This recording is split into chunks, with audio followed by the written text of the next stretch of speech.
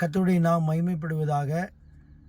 எரேமியா 32:27 படி, இதோ நான் மாம்சமான யாவருக்கும் தேவனாகிய கர்த்தர், என்னாலே செய்யக்கூடாத அதிசயமான காரியம் ஒன்று உண்டோ?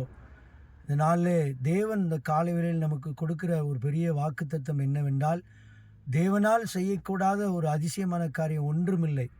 எப்படி எகிப்தின் தேசத்திலிருந்து அதிசயமாய் இஸ்ரேல் ஜனங்களை நடத்தி வந்தாரோ, அதே போல நம்மையும் இந்த உலக அடிமைத்தனத்திலிருந்து அதிசயமான காரியங்களை செய்து நம்மை நடத்த வல்லமுள்ளவர்.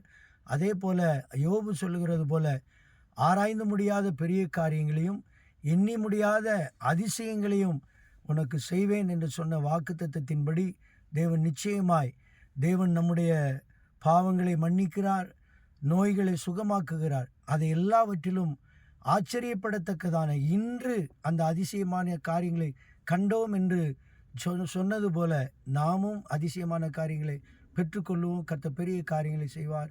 God bless you.